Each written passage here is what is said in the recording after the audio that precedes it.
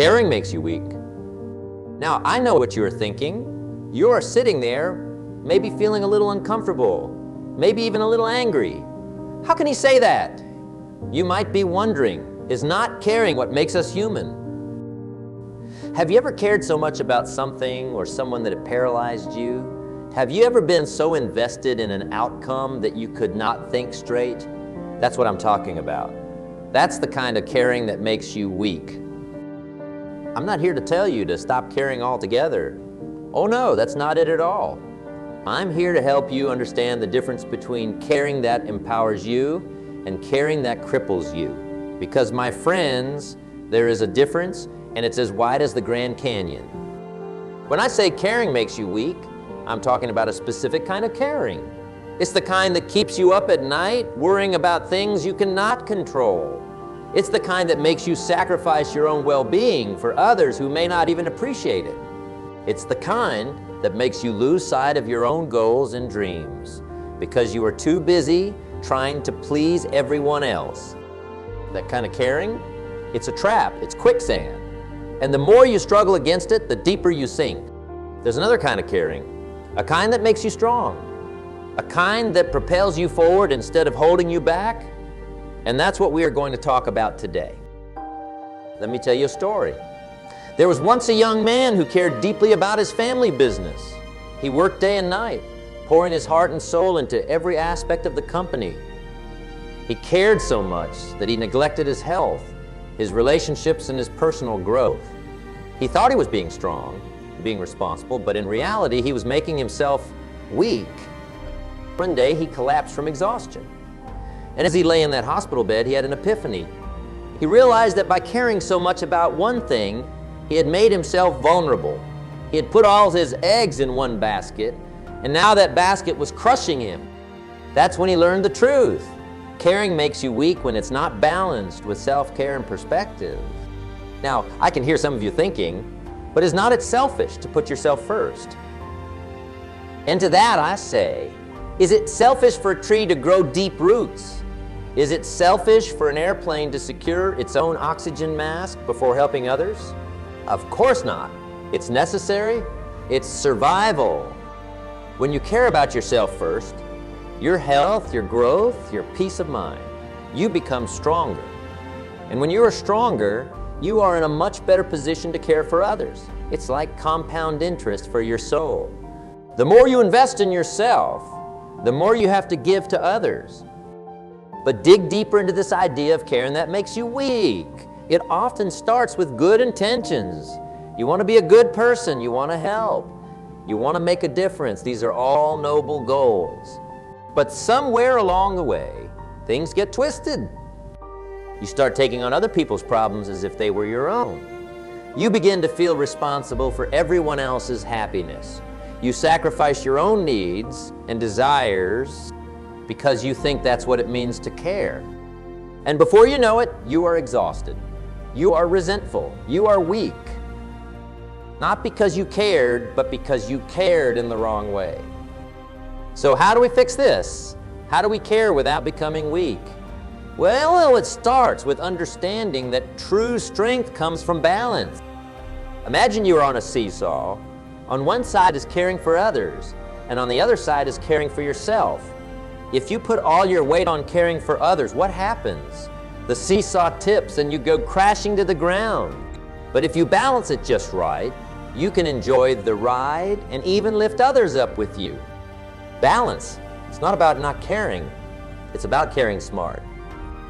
Now, let me give you a few practical ways to care without becoming weak. Set boundaries. Learn to say no.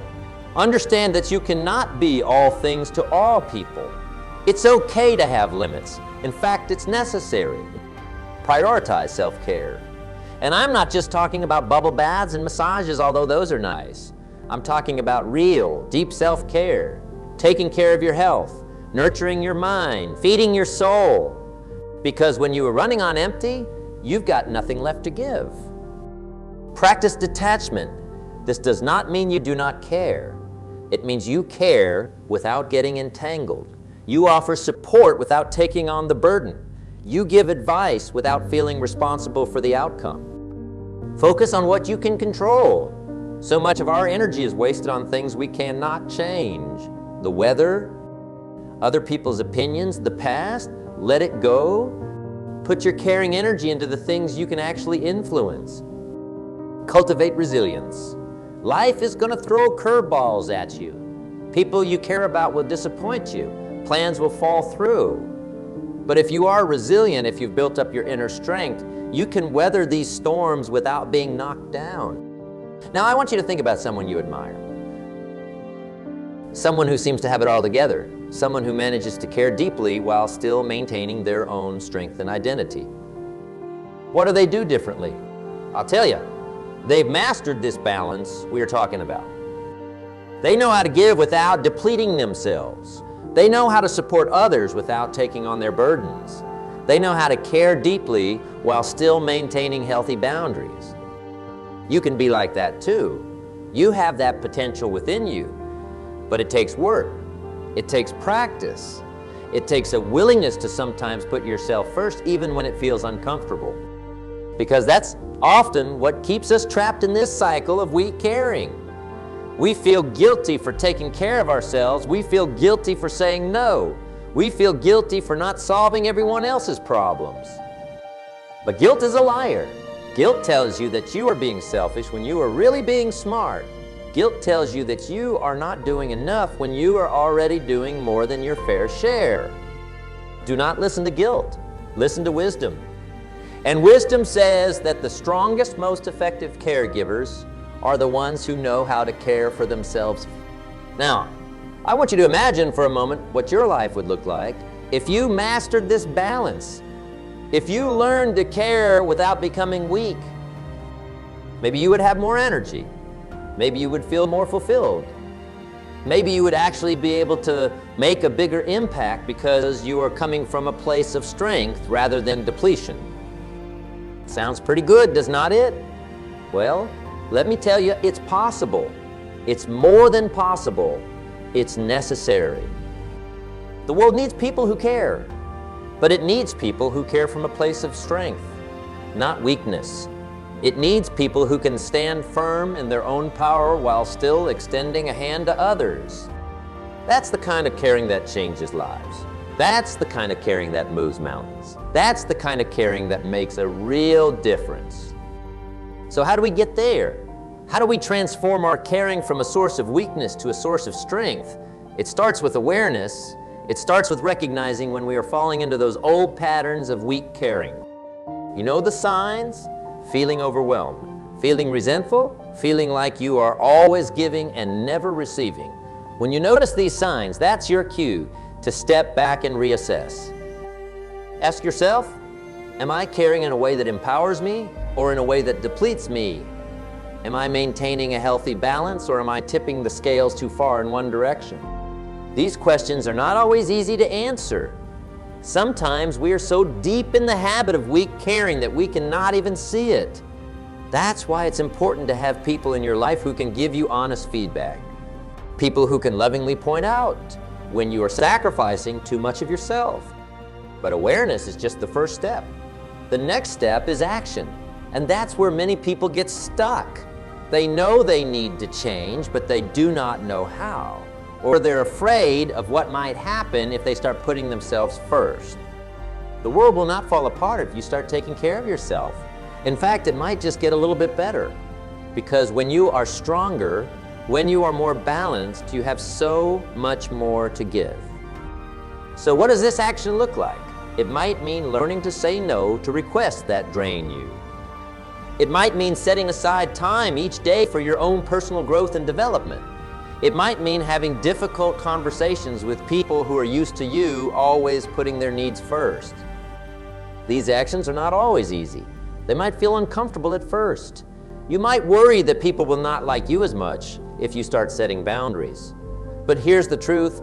The people who truly care about you will respect your need for balance. And the ones who do not? Well, maybe they were part of the problem all along. When I say caring makes you weak, I'm not advocating for selfishness. I'm not telling you to stop caring about others altogether. That's not the answer, and it never will be. What I'm advocating for is smart caring. Caring that comes from a place of strength and abundance, not from a place of obligation and depletion. When you're on an airplane, they always tell you to put your own oxygen mask on before helping others. Why? Because if you pass out from lack of oxygen, you cannot help anyone. The same principle applies in life. If you are constantly giving without replenishing yourself, eventually you will have nothing left to give. So how do we care from a place of strength? It starts with self-awareness. You need to know your limits. You need to understand what energizes you and what drains you. And you need to be honest with yourself about these things.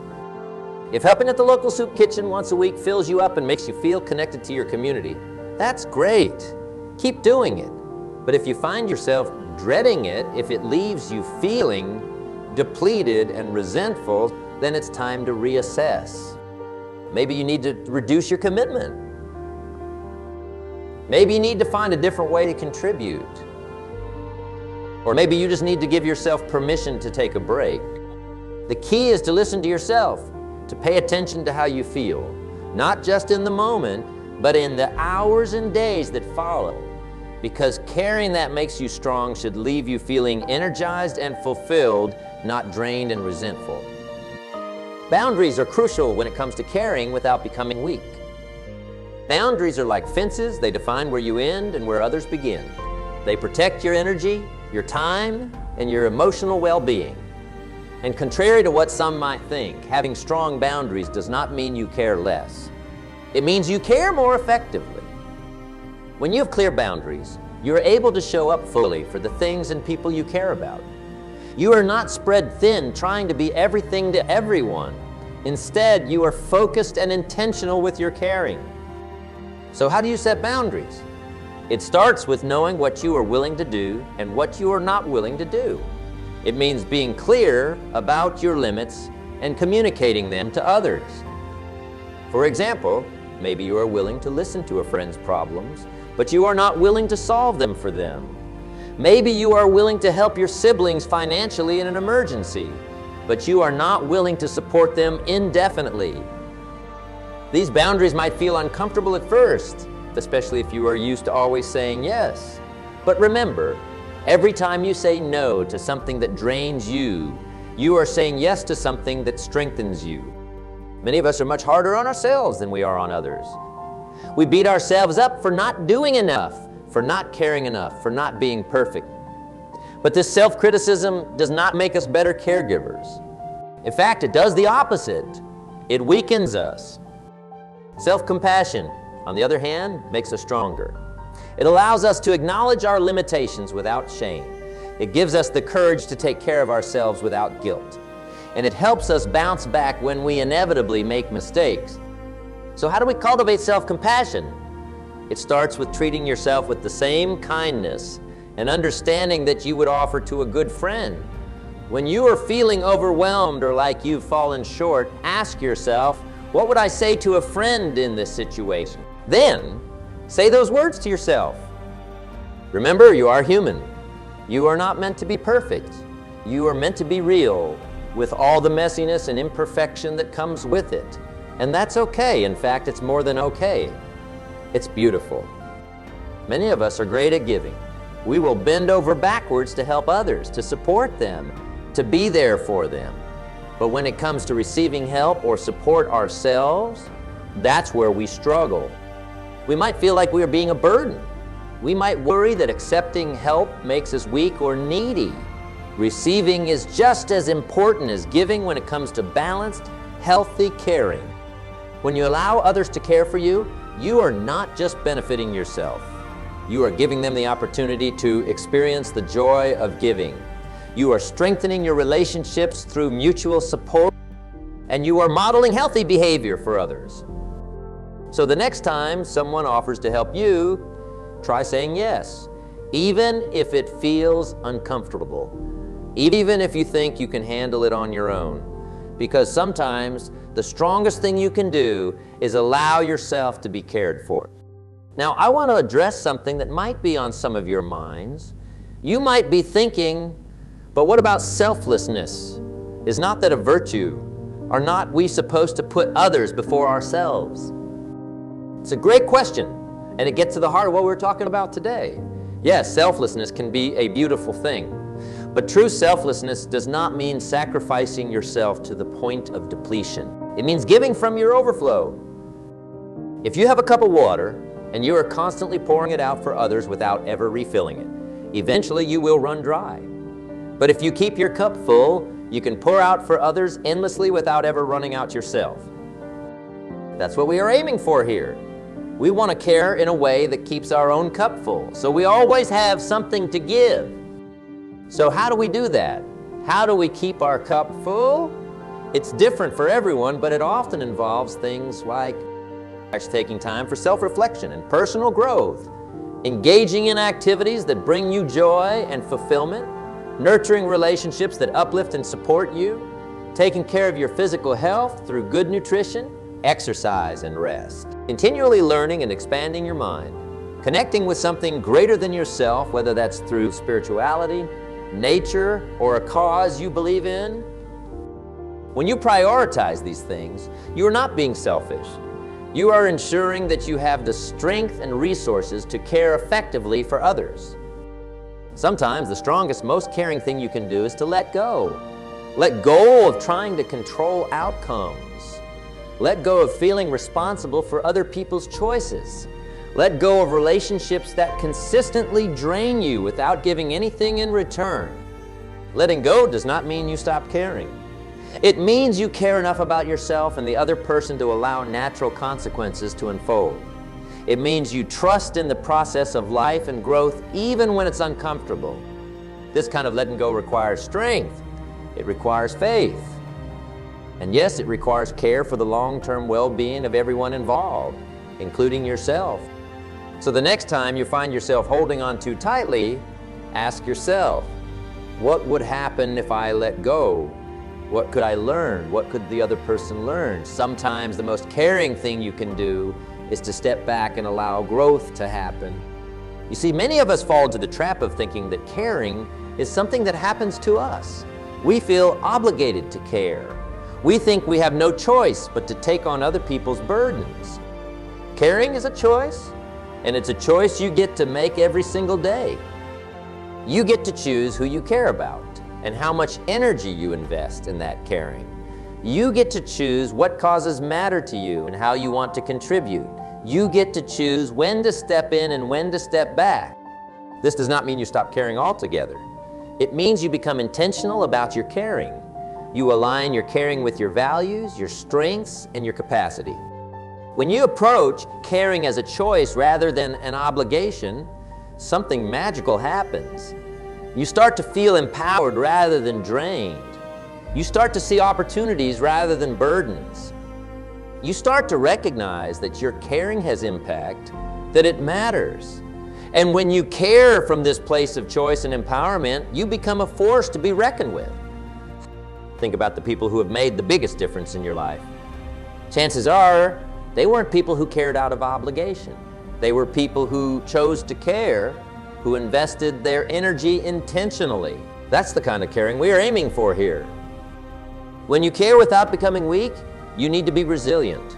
Life is going to throw curveballs at you. The people you care about will face challenges. You will face setbacks and disappointments. Resilience is not about never getting knocked down. It's about how quickly you get back up. It's about maintaining your core strength even when the winds of life are howling around you. So how do we build resilience? It starts with perspective, understanding that challenges are not permanent, that setbacks are not failures, but opportunities for growth.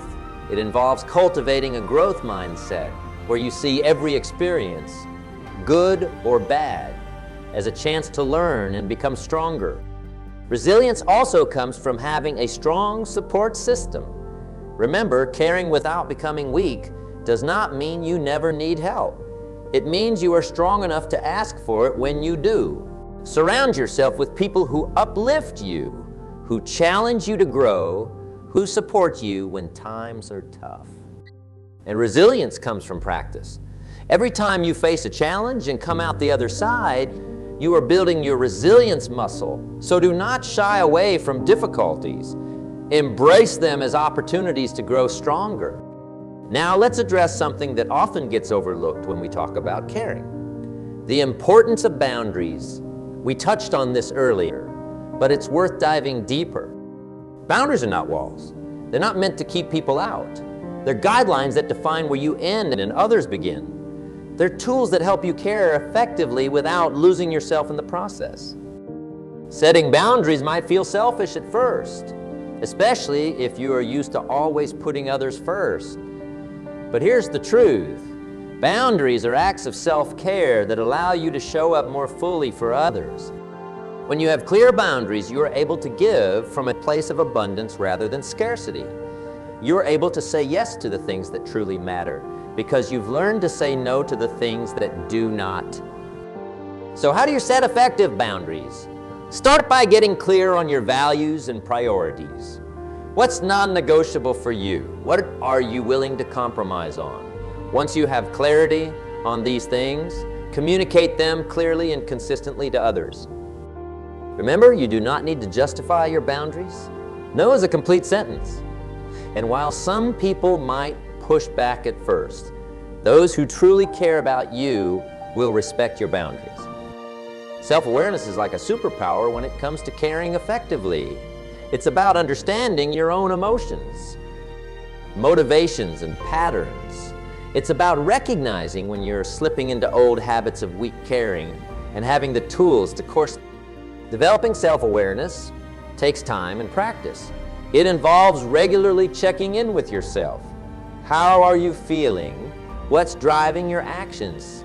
Are you caring from a place of strength or obligation? One powerful tool for developing self-awareness is journaling.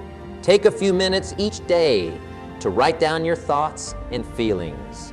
Over time, you will start to notice patterns. You will gain insights into what energizes you and what drains you. Another powerful tool is meditation or mindfulness practice. These practices help you develop the ability to observe your thoughts and emotions without getting caught up in them. This can be incredibly valuable when you are in the midst of a challenging, caring situation. Many of us have been conditioned to believe that putting ourselves first is selfish, that taking care of our own needs before others is somehow wrong. But this belief is not only inaccurate, it's harmful. Think about it this way. If you are running on empty, how effective can you really be in caring for others?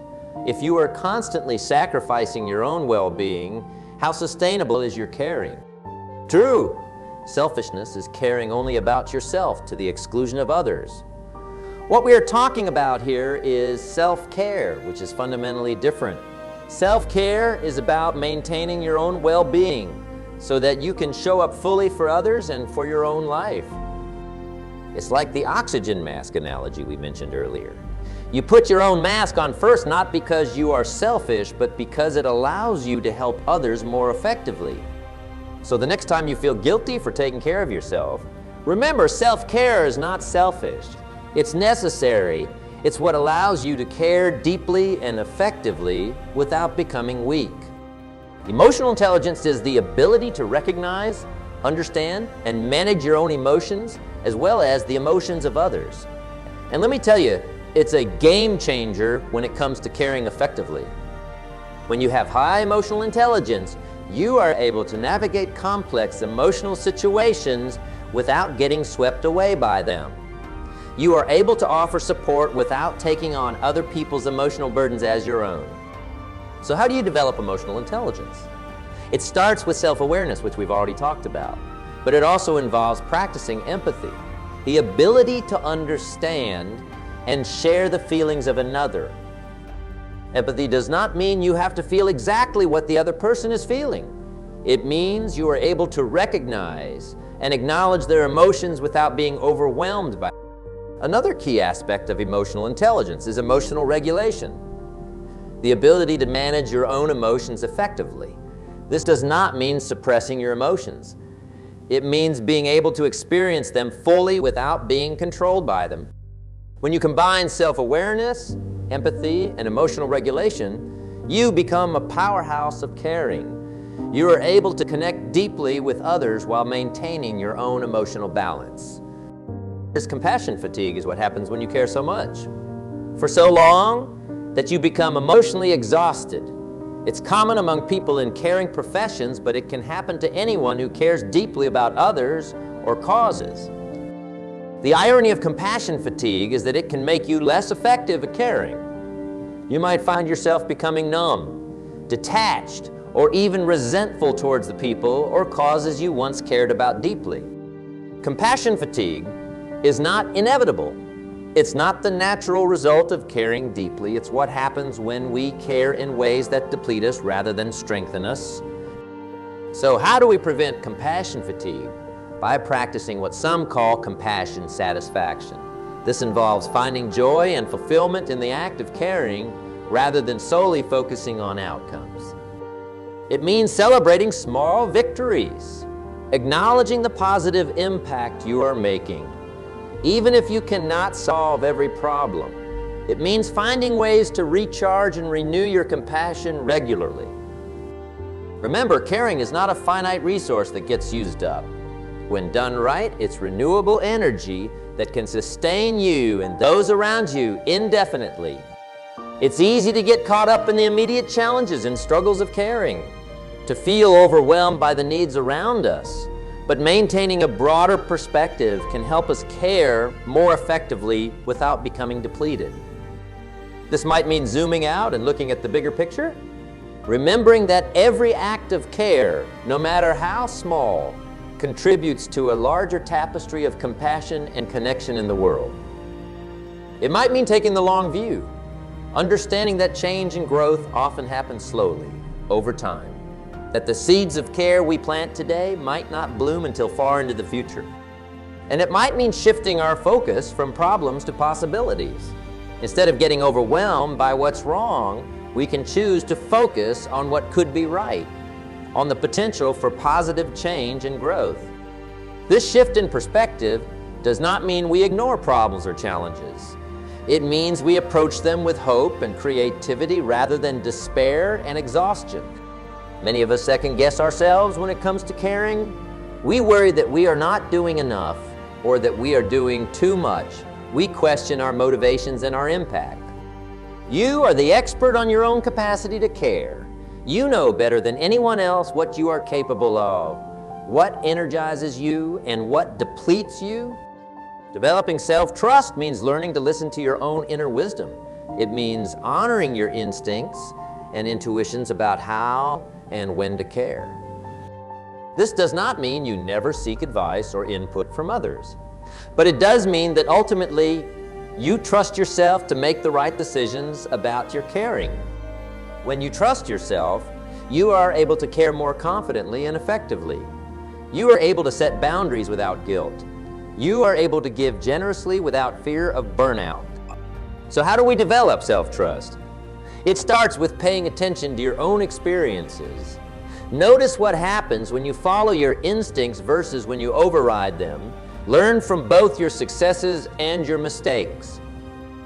Practice making decisions and standing by them. Start small if you need to. The more you exercise your decision-making muscle, the stronger it will become. And remember, self-trust is not about being perfect. It's about being willing to learn and grow from every experience. We often think of caring as an individual act, something we do on our own. But the truth is, we are not meant to care alone. We are meant to care in community. When we connect with others who share our values and our commitment to caring, something magical happens. We find support, inspiration, and renewed energy.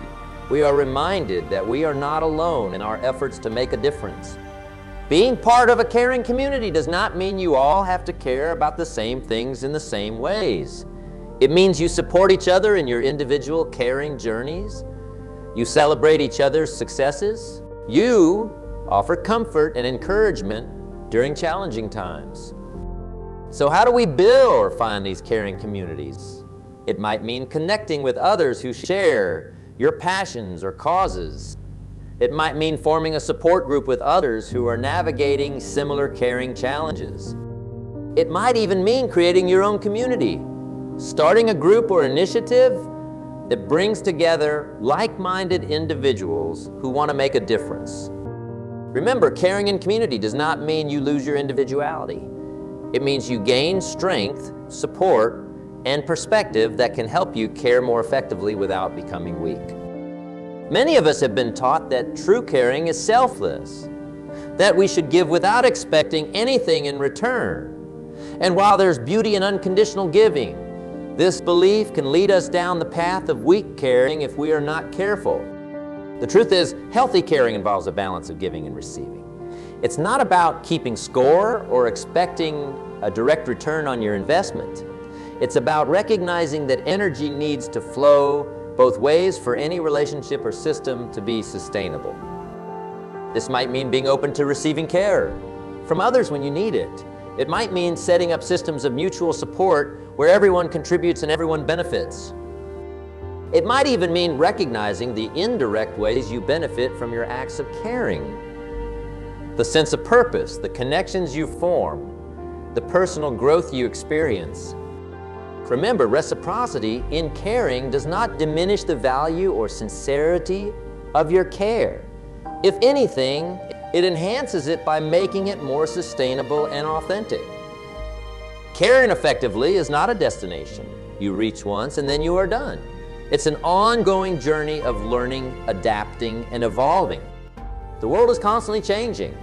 The needs of those we care about are changing, and we ourselves are changing. To care effectively without becoming weak, we need to be willing to continually learn and grow.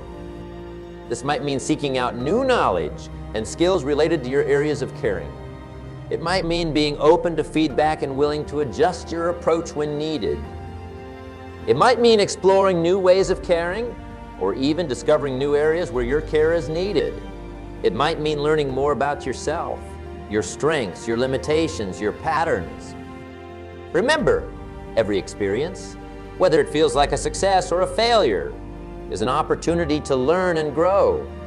The key is to approach your caring journey with curiosity and openness. Many of us fall into the belief that if we are going to care, we need to do it perfectly. We set impossibly high standards for ourselves. We beat ourselves up when we fall short. Perfectionism is the enemy of effective caring.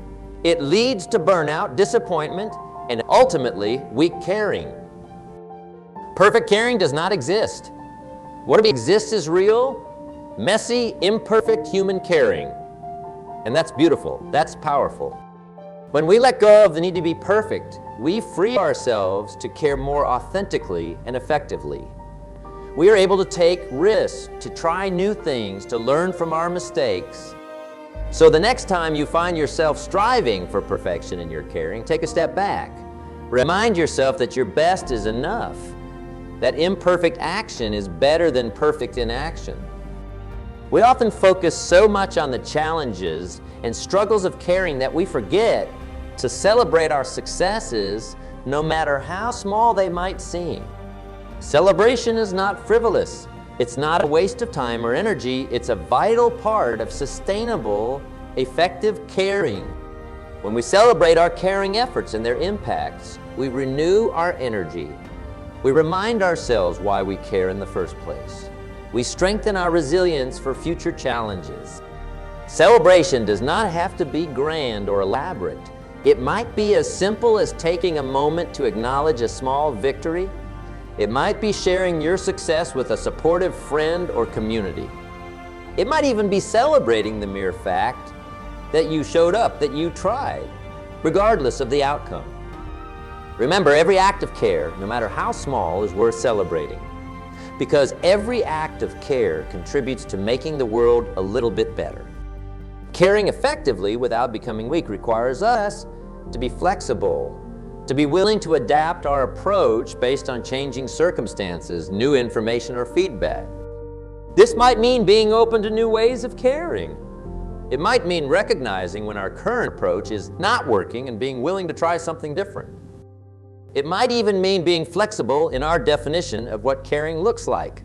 Sometimes the most caring thing we can do is step back and allow others to find their own solutions.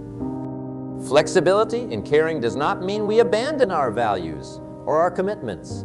It means we are willing to find new ways to express those values and fulfill those commitments. Remember, the goal is not to stick rigidly to one way of caring. The goal is to care effectively and sustainably in ways that strengthen both ourselves and those we care about. We touched on this earlier, but it's worth revisiting because it's so important. Boundaries are not limitations on your caring. They're the framework that allows your caring to be sustainable and effective. Think of boundaries like the banks of a river. They do not restrict the flow of water. They channel it, giving it direction and power.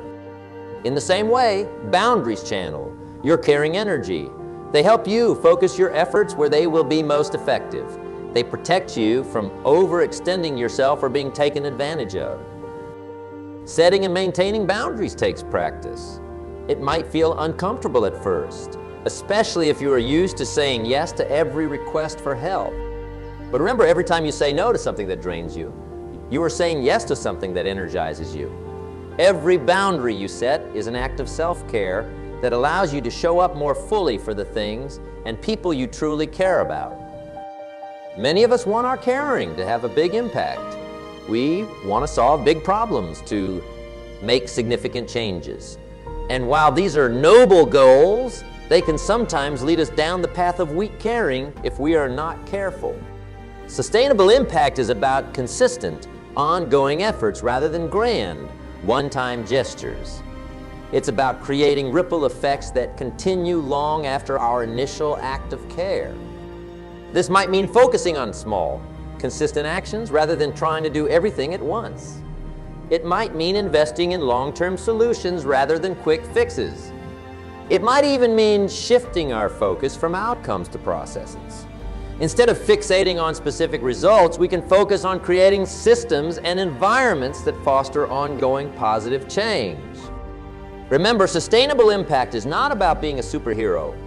It's about being a consistent, positive force in the world. It's about creating change that lasts, even when we are not actively involved. Self-reflection is like a compass that helps us navigate our caring journey. It allows us to check in with ourselves regularly to ensure we are staying true to our values and taking care of our own needs.